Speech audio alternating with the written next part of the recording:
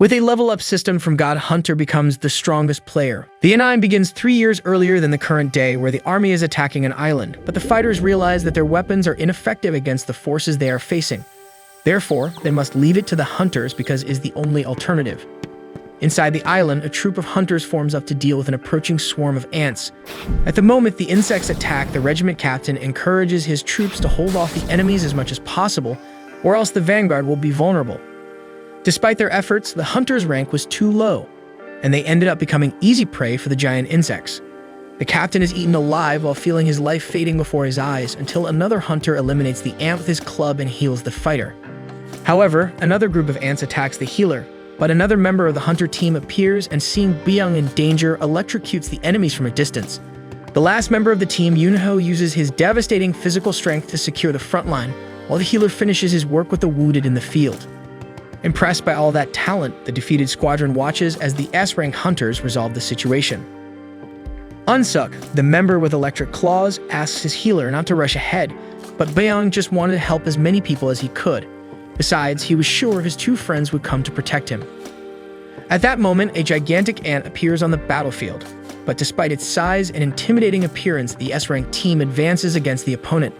While Yunho holds the ant by its jaws, Unsuk injures it with his electricity.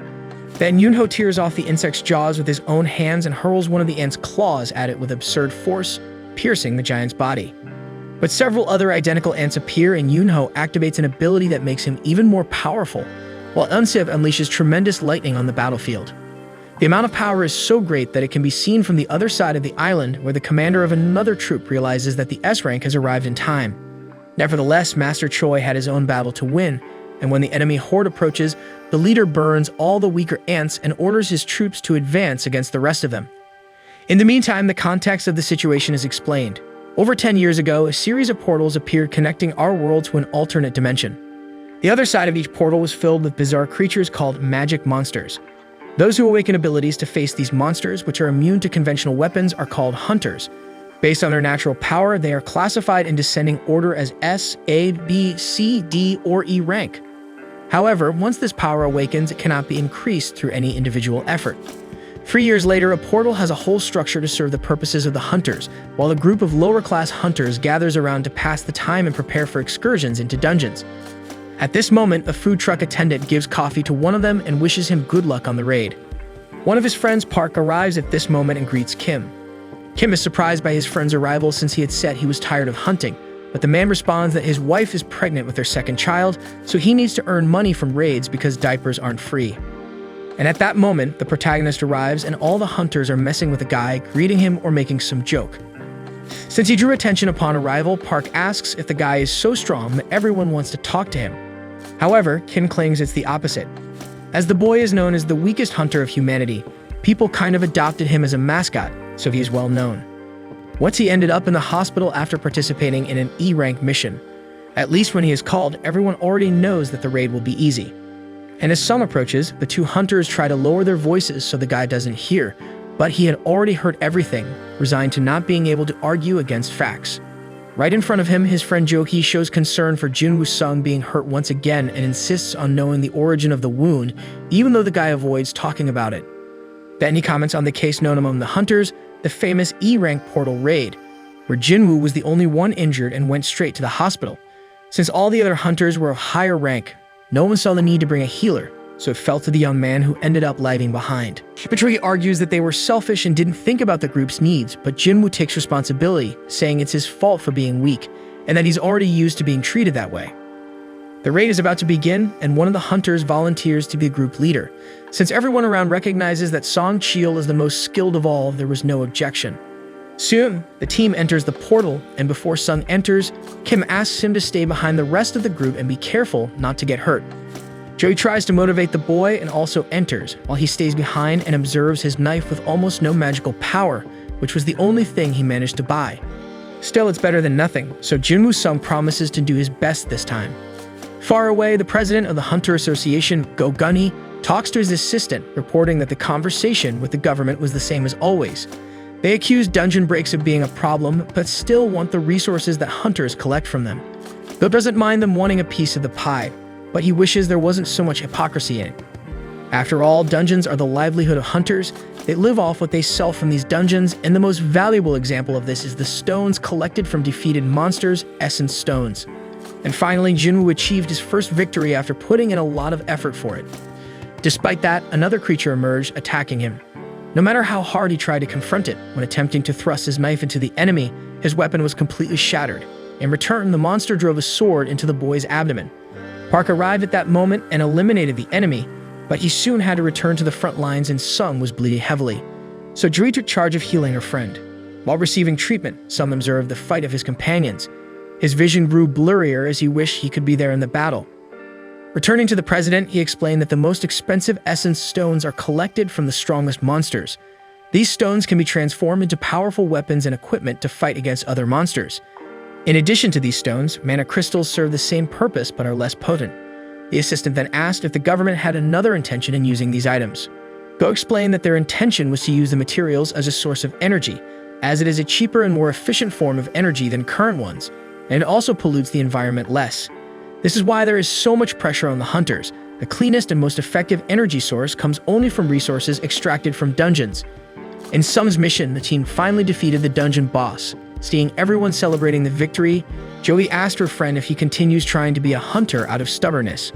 After all, if he continues like this, something more serious could happen at any moment. Today, for example, the injury was not just in the abdomen, but throughout the body. Sung apologized for the trouble, but Joey scolded him, saying she doesn't want apologies, she's just worried about him. Meanwhile, other hunters were collecting loot, but this dungeon didn't have many mana crystals.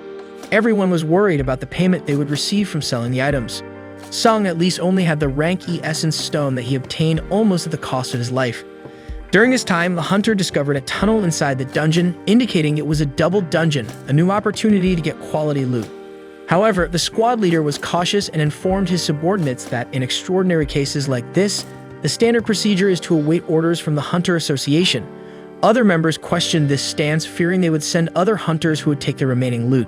Besides, the tunnel was still part of this rank D dungeon, so there shouldn't be a problem. Song Cheadle decided to take a vote on whether to enter the tunnel or not. It ended in a tie 6-6. However, some hadn't voted yet, so he was responsible for the tiebreaker. He considered that a D-rank dungeon was too dangerous for him, but since his father was missing, he was the sole provider for his family. So he had no choice. He needed to pay for his mother's treatment and his sister's college. After his reflection, he chose to dive in. In the moment when the weakest hunter seeks his breakthrough, Hunter Association is recruiting new members. Candidates line up to test their abilities, and an examiner evaluates each one's rank with a black sphere that citizens touch for scanning. A representative passes the results to Master Choi, informing him that a B rank and 2 C ranks join the guild. The chief emphasizes that gender and age don't matter. If a person has talent, they must receive a contract offer, even if they're not a Chaha. Meanwhile, in the most Brazilian street in the Anaheim, 2 guys on a motorcycle snatch a purse from a girl and speed away with the victim's belongings. Along the way, a woman in a pink cap stands in the middle of the street, making the thugs nervous. They continue accelerating and the woman jumps over them, surgically retrieving the purse. In the process, the motorcycle skids, and the woman returns the bag to the victim. The entire population witnesses this act of heroism and approaches Hunter Chaha, a renowned S-rank associate, for a photo. Before being photographed, she expresses annoyance at all the attention and leaves for some peace. Back in the dungeon, 40 minutes have passed since they entered the tunnel. Since the portal stays open for an hour after defeating the boss, they still have 20 minutes to get what they need and leave. Jinwoo Sung takes the opportunity to apologize again for putting them in this new predicament, as Joey voted against the new expedition. However, she gets irritated and reminds him that he would be dead if the sword strike had been a bit higher, so he should be more careful before entering places even more dangerous than those that nearly took his life for good. Jinwoo reflects on the scolding and acknowledges that having a B-rank healer by his side is a significant advantage. The girl asks to be rewarded with a dinner, and Jinwoo's reaction makes it seem like he'd prefer another sword in the stomach. Further ahead, the group reaches the boss's chamber. Even though the colossal gate looks intimidating, no one wants to leave empty-handed, so they decide to enter anyway, considering they've come this far. Before that, the president of the Hunter Association introduces himself to the newly awakened and warns that no one is obliged to become a hunter, but once they make that choice, they must remain vigilant at all times, no matter how powerful they may be. As a final piece of advice, he asks all candidates to fear because fear keeps the courageous alive. Thus, the expedition group enters the boss's room and finds several ancient statues. Among them, one holds inscriptions about the commandments of the Temple of Kartnan. The leader of the hunters steps forward and begins to read. First, worship God. Second, praise God. Third, prove your faith in God. As the leader recites each commandment, Joey notices that the largest statue moved its eyes and calls Jinwoo to look, but the protagonist believes it's just in her imagination. Finally, Song Cheol reads the last commandment, stating that those who do not follow these words will not leave alive. With that, the gate closes and everyone is in shock. A hunter revolts at being put in that situation and leaves the group attempting to escape. However, one of the statues comes to life and ends the man with its axe before he can try to open the gate. As she annihilated a D-rank hunter as if it were nothing, it makes no sense to have a monster of that level in this lower level dungeon. Regardless, there's no way out, so Sung begins to imagine what will become of him. And it was at that moment that the largest statue in the room turns its eyes toward the protagonist. Despite this, Junwoo Sung recalls that he has been close to death many times before. In the first instance, he separated from the group on a raid and ended up trapped. Next, he was attacked by E-rank monsters and spent weeks in the hospital. Furthermore, he almost died of hunger in a labyrinth. No matter how low the dungeon rank was for him, it was always a matter of life or death. Unlike more skilled hunters who can defeat strong monsters and obtain rare items, all he had was a useless knife, and since it broke, he'll have to fight empty-handed. For reasons like these, some learn that he should observe and wait for a good opportunity, as he is not capable of charging into a raid head-on. And it was this realization that kept him alive until today, even through hardships. Soon, he shouts for the entire group to duck, while the statue spews lava from its eyes, sweeping through a significant portion of the hunters. Looking around, everyone present is overcome by panic and helplessness as chaos unfolds in the eyes of each hunter trapped in that chamber, and Jinwoo Sung has no doubt that you won't leave there alive. All around, the hunters tried to seize the brief respite to plan some kind of countermove, but everything seemed too small in the face of the enormity of the enemy. In the meantime, Jinwoo Sung attempted to assist the unconscious Joey, incapacitated by the attack. Song Cheol expressed gratitude to the young boy for his insight, acknowledging that he had anticipated the attack, instructing everyone to take cover, thus saving some lives. Jinwoo observed their leader and noticed his arm had been torn off.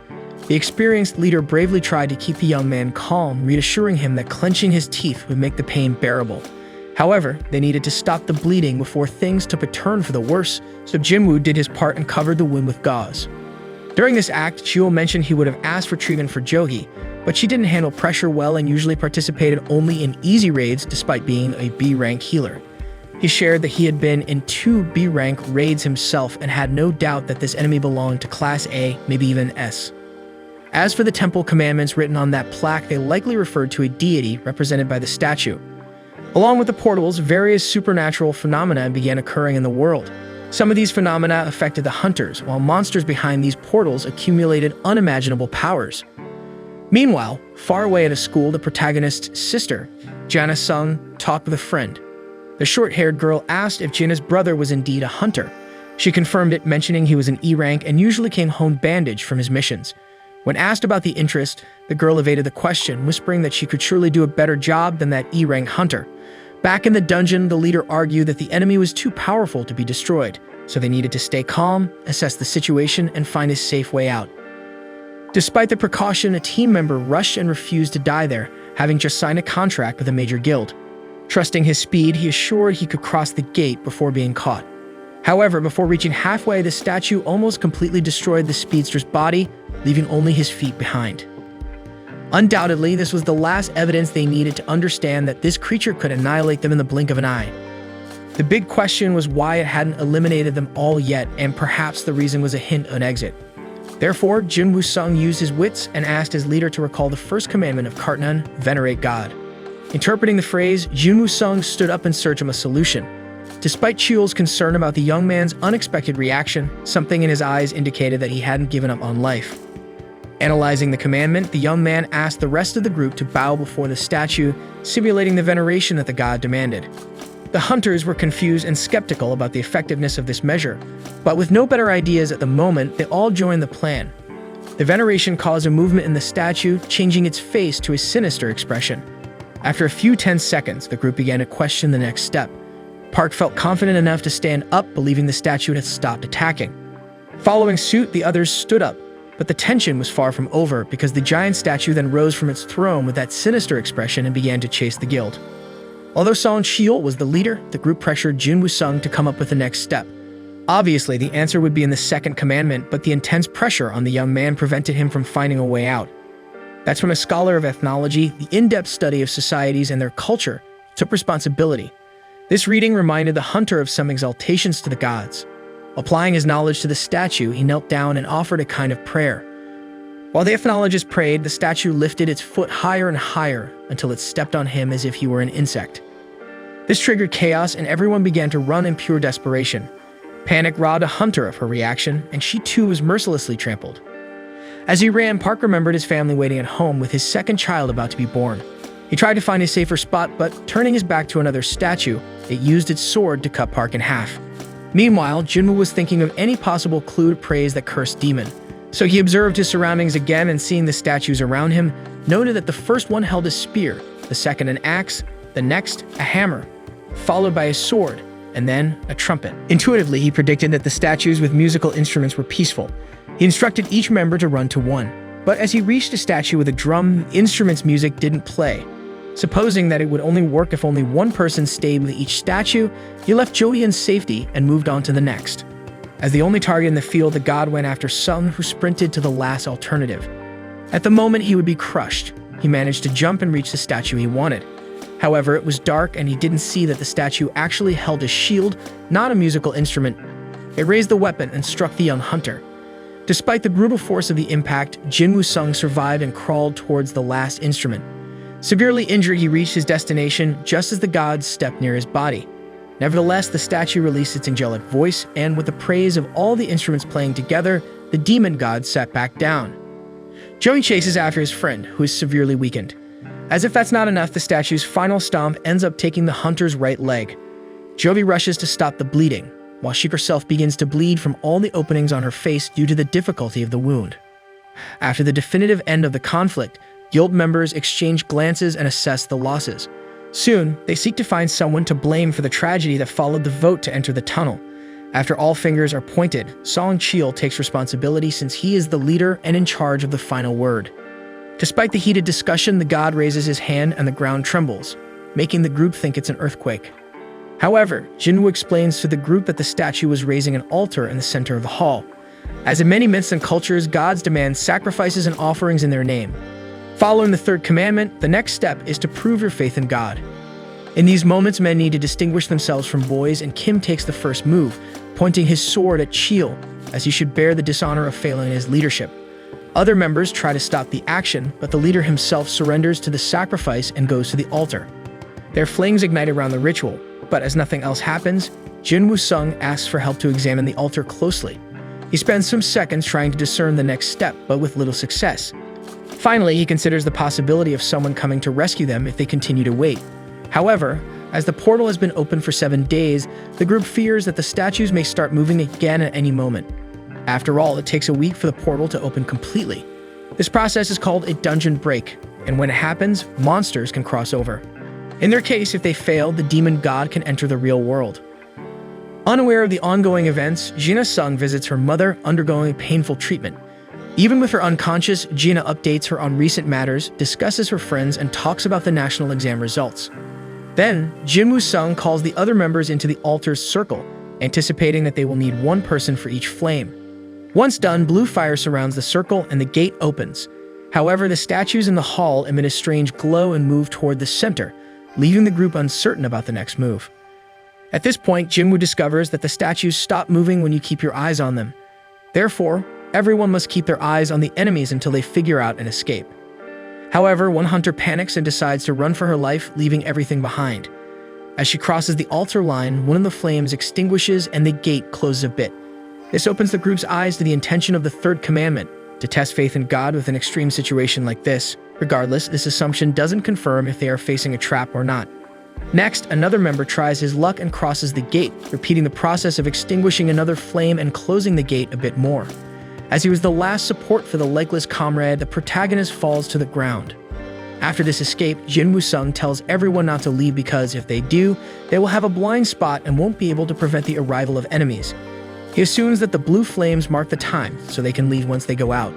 Kim praises the boy's intelligence, especially since he has been labeled as useless since joining the association. However, Kim has a family waiting for him, so he doesn't want to die now. Therefore, Kim apologizes and flees the chamber. The three survivors now have a blind spot since they don't have enough eyes to cover all statue surroundings. In other words, they can no longer prevent the statues from approaching. Jinwoo starts to cry for coming so far and failing, despite surviving many challenges that tested him. But before the end, Song Cheol tells the two young ones to leave. According to him, it's evident that the gate will close after the penultimate survivor leaves. Since the two still have a long life ahead, they should go. He asks Jogi to take care of Sung, and as the healer prepares to take her companion away, her legs lock and she can't move them. The leader thinks she exerted herself too much to heal Sung, but some action needed to be taken as the siege was about to close in. For this reason, Jinwoo Sung tells Cheol to carry the healer outside. The leader starts to argue, but the protagonist insists loudly that he should take her immediately because there is no other alternative, considering he is without a leg. Jo panics and tries to convince her friend to change his mind, but his response is to give his magic stone to the girl, considering she had invited him to lunch earlier. With this, she could earn some money and buy a special lunch when Jinwoo returns. He promises to get the change from her. Even so, Jui continues to protest, but with no more time to spare, Song Cheol knocks out the young girl and carries her outside. And as soon as the two leave, Jinwoo Sung is alone with all those statues around him, without his leg to run, just waiting for his end, sitting and defenseless. Despite everything, he feels it should have been like this from the beginning. After all, he has always been the weakest hunter. If he knew it would be like this, he would have definitely taken out a higher life insurance policy. Finally, he raises the sword left by Kim and intends to take at least one enemy with him. At that moment, a statue throws its giant sword at the boy, but it sticks into the altar near him. Another statue hits the ground, causing Jinwoo to roll with the impact, leaving him completely exposed to the enormous enemies. With that, the next blow is accurate, tearing off one of the hunter's arms. Praying for his end, the boy remained on the ground with no reaction, just lamenting not having another chance to do things differently. Meanwhile, another statue crushed his body with its hammer, breaking his bones. At that moment, despite the pain, Jinwoo Sung is proud of having at least reached this point. As he tries to stand again, a colossal statue pierces his right shoulder completely, impaling the boy on the wall. Miraculously alive, he spends his final moments harboring hatred for hunters like Kim, despising the fact that he said he couldn't take it anymore and had to leave. After all, it's logical that nobody could endure being there anymore. He was just justifying his own selfishness. It's always the most selfish ones who benefit the most. Jinwoo has a terminally ill mother, but even so, he decided to sacrifice himself for the group, leaving her and his sister alone, only to end up being massacred in the most painful and lonely way possible. Next, the sword-piercing Jinwoo is lifted high, causing extreme pain to the hunter, who is then thrown from a height of 20 meters and falls backward onto the sacrificial altar. His blood flows rapidly from his body as he cries and changes his mind. Now he feels that he doesn't want to die anymore, but it's too late. One of the statues then delivers the coup de grace to the protagonist, extinguishing the last blue flame. Following this, a screen opens with a notification about a secret mission called Courage of the Weak. This notification alerts someone that they have acquired the necessary qualifications to be a player, and then asks if they accept. Once the proposal is confirmed, another screen opens, warning that this person's heart will stop in 0.02 seconds if they don't accept, and then other options between yes and no are presented on the screen. In the end, the player goes ahead and accepts again. Suddenly, Jinwoo Sung wakes up in a hospital bed. Desperate, he looks over his entire body, recalling the limbs that were crushed by the giant statues. However, his body was intact with all his arms and legs, and there was no sign of the chest puncture. At this moment, two men enter the room, and one of them introduces himself as Woo Jinchul, the administrator of the surveillance team of the Hunter Association. Beside him is an assistant named Kang Tashik. First and foremost, Jinwoo Sung wants to know what surveillance wants with him. Woo informs him that the boy was unconscious for 3 days. As for his mission companions, Song Cheol lost an arm and probably won't be able to work as a hunter anymore.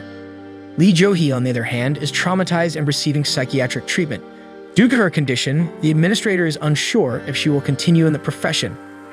Considering that only 6 hunters survived this dungeon, and everyone knows it's a very dangerous job. Despite the tragic outcomes, Woo mentions that such incidents are rare. Now regarding why they are there, when the White Tiger Guild arrived at the location after being informed by the survivors, they only found Jinwoo Sung lying on the ground, with no trace of the statues or the temple described by the survivors. However, since there was no inconsistency in the report and the remains of the deceased were at the scene, Jinwoo's group was removed from the list of suspects. By the way, the administrator asks if the boy had his second awakening. The awakening determines a hunter's power and it's supposed to be unchangeable. However, in rare cases, a hunter can undergo a second awakening. This bypasses the rule of immutable power and can elevate a hunter to rank A or even S. To measure the protagonist's new strength, a manometer is brought to him. Since he survived instant death level monsters, it's highly likely they are facing a new prodigy. After Jinwoo places his hand on the device, the screen displays the number 10. He was excited to discover his new rank and insists that the surveillance team reveal the result quickly. However, Woo Jinchul informs him that he misunderstood and apologizes to the young man. Outside, Kang Tashik seems frustrated with the test result. Even E-rank hunters can reach up to 70 points on the meter, so it's as if Jinwoo Sung is just a civilian based on his score. While Kang expresses his dissatisfaction, Woo Jinchul thinks that the dungeon has disappeared, and there's no way to explore it again to figure out how that boy survived. Back to the young man, he laments not getting a good score as he was hoping to level up. But above all, Jinwoo is confused that no one asked about the strange interface that looks like a video game, indicating that he had an unread message. This makes him think that only he can see this thing. He tries to touch the interface, but realizes it's not a touchscreen. The more he concentrates on it, the more some memories come back to him, like when he was about to die and this same screen appeared, saying he met the conditions to be a player and asking if he wanted to enter a mission called Courage of the Weak. Next, his sister appears in the hospital scolding him for not taking care of himself again. Almost every mission he comes back unharmed, but he remains a punching bag. However, as it was a genuine concern, Jinwoo smiles slightly at Gina's scolding. This leads her to think she's being sarcastic, so she threatens to quit studying and get a job if he continues to get injured, as one day, he'll end up crippled and unemployed. Acknowledging his sister's point, Jinwoo agrees to take it easy and then asks if Gina can see the strange interface in front of him. She thinks a doctor needs to examine his head but plays along. As a gamer, Jinwoo explains that this interface looks like a virtual game, asking what to do when an unread message notification appears in a game. Gina explains that normally you just open the message box. As the boy repeats his sister's words, the voice command shows the messages. The first one informs him that he has become a player, and the other says that the daily mission called Strength Training has arrived. Jinwoo tries to remember where he heard the word player, while Gina sees that her brother is fine and says goodbye. Outside, she meets her friend Song again, who believes she is more useful than Jinwoo as a hunter. Meanwhile, the boy delves deeper into the virtual menu, discovering that it is designed to assist in the player's development and not fulfilling the system's determination can result in a penalty.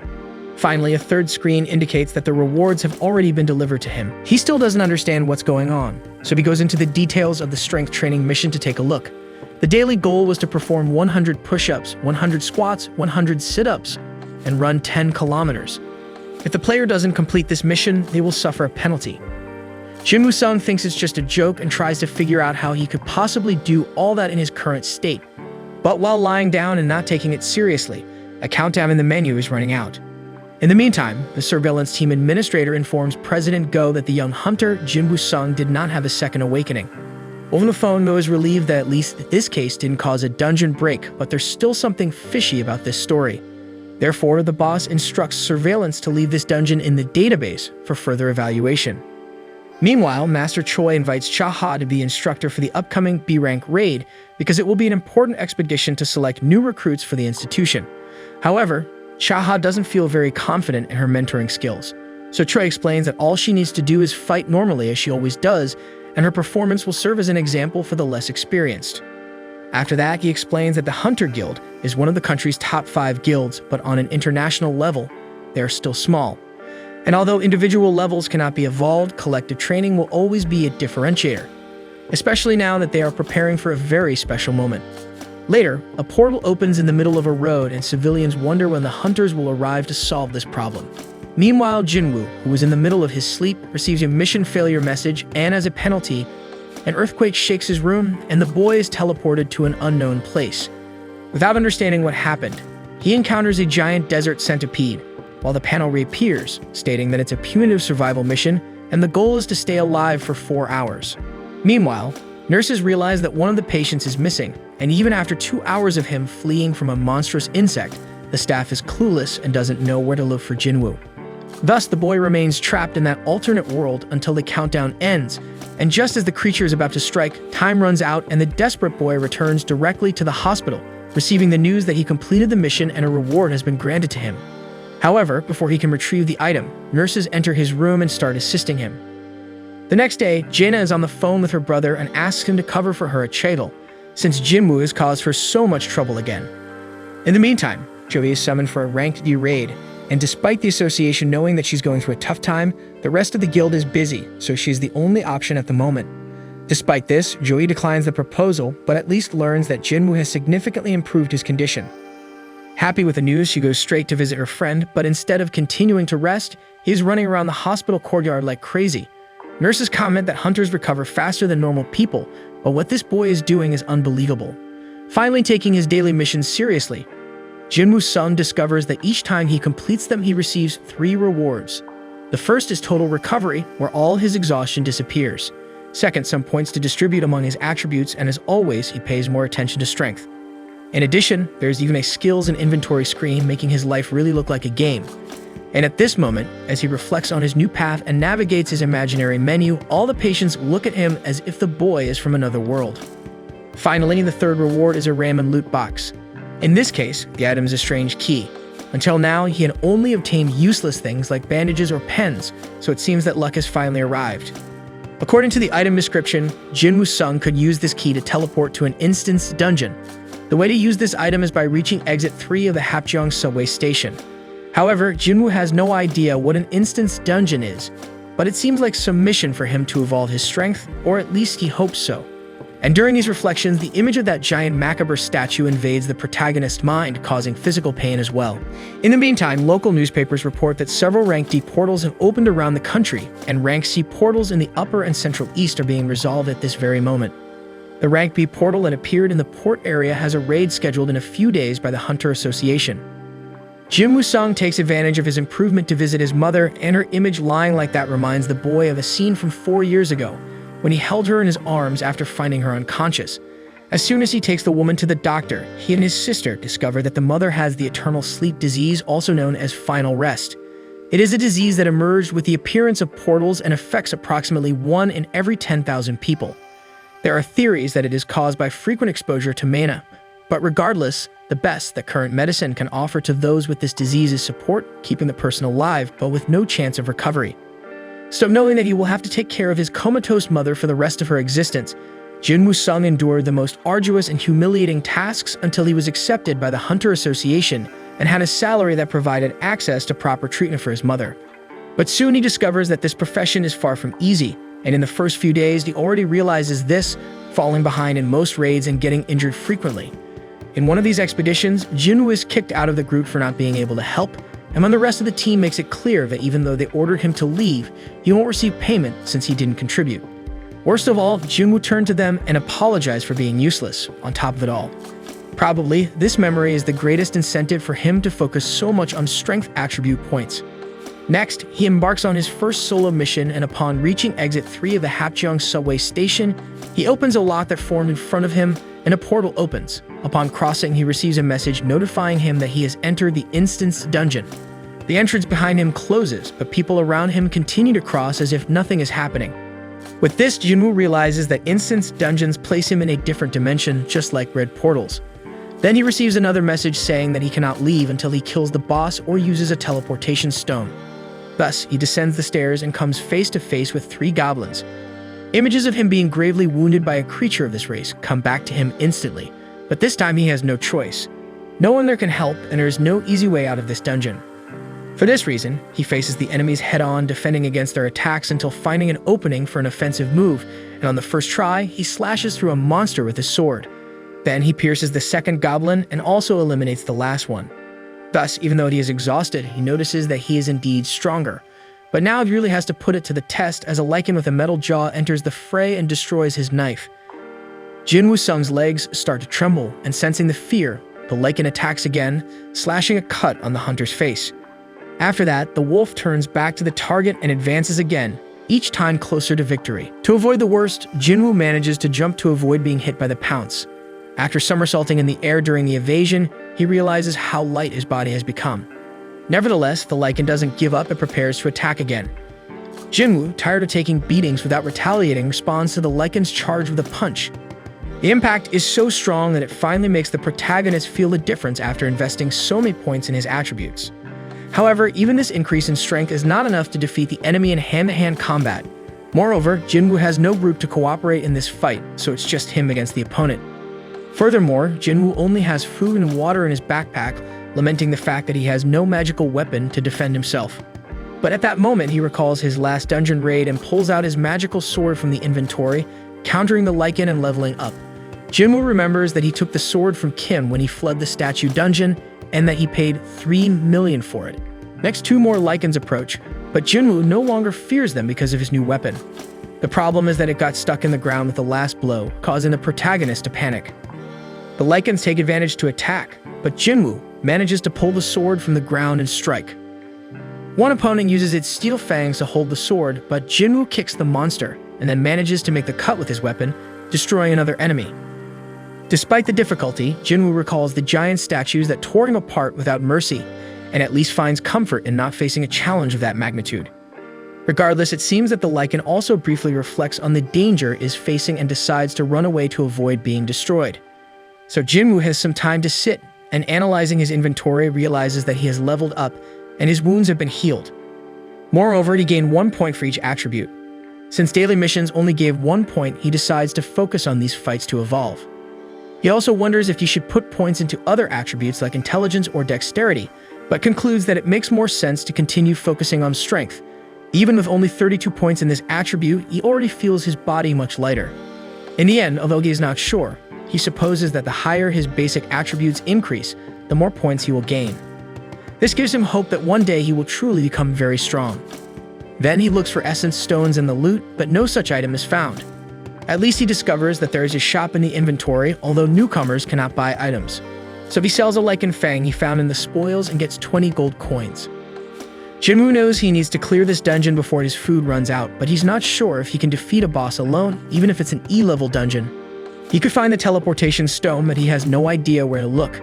Therefore, the best idea is to level up in this dungeon until he can face the boss.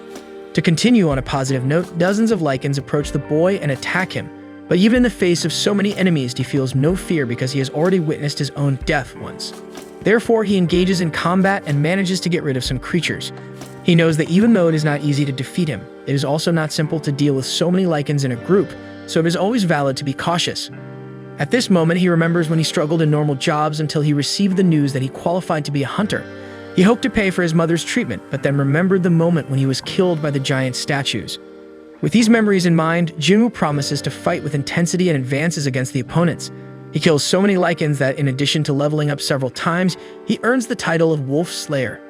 Meanwhile, some city pedestrians notice that a tunnel is becoming dangerous and wonder when the Hunter Association will do something about it, as there is a real risk of a dungeon break.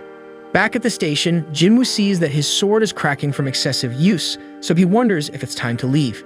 Meanwhile, his manga explains that players who achieve the title of Wolf Slayer have a 40% bonus in all attributes against animals. In addition, he sees that he has obtained 34 wolf fangs, 2 worn daggers, and a traveler's cape. But last and most important, he notices that he has obtained the teleportation stone. The acquisition of this item rekindles the doubt of whether to leave or not, but Jinwoo is afraid of not having another opportunity to gain XP so quickly again. According to Jinwoo Sung himself, he feels like dancing in the palm of Buddha's hand, considering everything he is experiencing without having any idea of how he got there. Meanwhile, Joey receives another call from the Hunter Association, being informed that the portal she was invited to defend has fallen victim to a dungeon break. She feels guilty for having refused the call, and remembering Jinwoo's determination even in the difficult situation he was going through, decides to help once and for all. The association was lacking healers in this battle, and the city was in great danger. Jinwoo continues to evolve non-stop until these hours of experience make him realize that enemies with white names are weaker than him, while orange ones are at his level and red ones are more powerful. He has leveled up so much that even the Lycans now have white names instead of the red ones they had when he first arrived.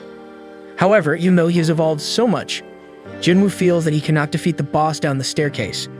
Perhaps due to his increased perception, the feeling that he has no chance becomes more vivid. However, even though this monster gives him chills, he has reached level 15 and probably won't be able to level up in that dungeon. Moreover, the sword is becoming increasingly cracked, so it would be better for him to stop using it recklessly and go straight to where it really matters. Therefore, he descends the long staircase of the station until he reaches the lowest floor, and as soon as he steps there, a giant fast creature crosses underwater to throw Jinwoo against the wall and break his sword. The boy rises and sees that he's in front of the Swamp King, the blue Kasaka of poisonous fangs. Even though Jinwoo has evolved a lot, the boss's name is still Orange, and just by looking at the creature, he realizes that he won't be able to pierce those scales with just a sword. Therefore, the strategy is to endure the heavy attacks from the snake until he discovers a weak point. The problem is that, until that moment arrives, he needs to survive, and the way things are going in this battle, he might not be able to do that. After several powerful attacks in a row, the giant snake throws an entire train carriage at the protagonist, and this display of power makes him feel small, even after putting so many points into strength. Ultimately, he wonders how many points he'll have to invest in this attribute to stop being seen as a joke. Speaking of which, he remembers when he was called the weakest hunter in humanity. In an old memory, a man encourages Jinwoo not to care about that nickname and to focus on proving to everyone that he is not what they say he is. Throughout his life, he has been ridiculed, and it made him feel ashamed of himself. When you are strong, you can handle challenges, help others, and be respected by those around you. On the other hand, when you are weak, you depend on the help of others and end up becoming a burden to your team. Society looks down on you, and even if you are intelligent, empathetic, or creative in the face of the strong, all of that becomes invisible. In the end, empathy doesn't win battles, and that's why Jinwoo was so determined to become the strongest of all, to prove that he can make a difference. So he tries to climb the snake's scales, even without conviction that he would gain anything from it, but he's quickly thrown to the ground again. However, as he rises once more, a blue aura envelops the protagonist, and he knows well that this enemy before him is nothing compared to the terror he experienced with those statues. This mentality brings the necessary determination for him to keep fighting, and this time with more confidence. After climbing to the top of the snake, he manages to leap onto the back of its neck, and with the blessing of his numerous strength points, he begins to crush the scales of the blue Kasaka with his bare hands. A snake tries to escape the opponent in every possible way, but Jinwoo Sung's strength is so great that the creature's head is severed. Exhausted, Jinwoo sees his own blood flowing throughout his body with the absurd effort he's exerting, while the gigantic monster lies dead in front of him, and his virtual menu indicates that he has leveled up several times. Moreover, he is rewarded with a dagger made from Kasaka venom. In addition to having double the damage of Kim's sword, it has paralysis and draining bonuses. On the other hand, Jinwoo was afraid to use a venom gland he looted because the effect of this item is to harden the user's skin, but at the cost of the muscles being affected by the Kasaka's venom. So he leaves this item stored away while receiving the notification that the dungeon has been cleared, and for this reason it will be restored to its original state. With everything back to normal, Jinwoo leaves the station and comes face to face with a soldier warning that the boy shouldn't be there after all. You should already be aware of what happened with the latest news. But shortly after this statement, the soldier notices the sword in the boy's hand and discovers that he is a hunter, and for this reason, he apologizes for everything he said and takes Jinwoo Sung directly to the ongoing battle. During the walk, the protagonist sees the wreckage of a dungeon break along the way, and the soldier warns that almost everything is under control, but the most dangerous creature is still missing. Through his perception, Jinwoo feels that this monster is nearby through a blue light shining in another part of the city. On the other side of the buildings, a huge golem terrorizes the city, while ordinary citizens are controlled at a safe distance, and the hunters take the front line against the invader.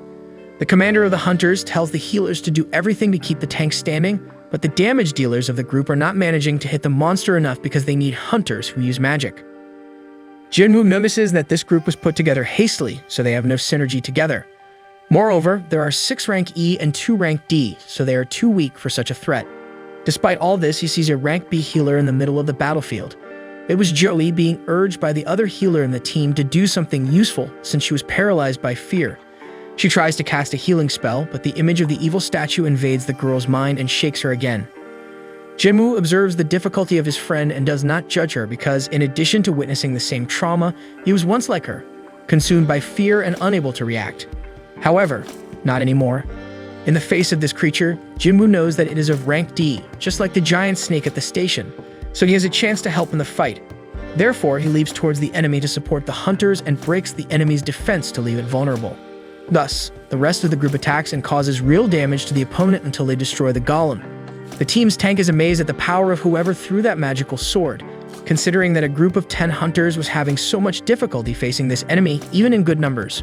Looking for the author of the magical strike, the tank asks a soldier who threw that sword in the middle of the battle, and the soldier looks back in an attempt to find the guy, but Jinwoo was already far away.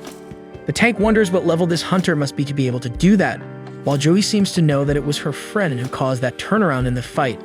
As for Jinwoo Sung himself, he seems much more mature and aware of his ability, But he didn't even imagine that that single blow could cause all of that, so he believes that the golem was already quite weakened by the time he arrived. Next week, we'll have more of this anime as soon as the new episode is released, so go ahead and subscribe to the channel, and don't forget to hit the like button below to support this video. See you guys.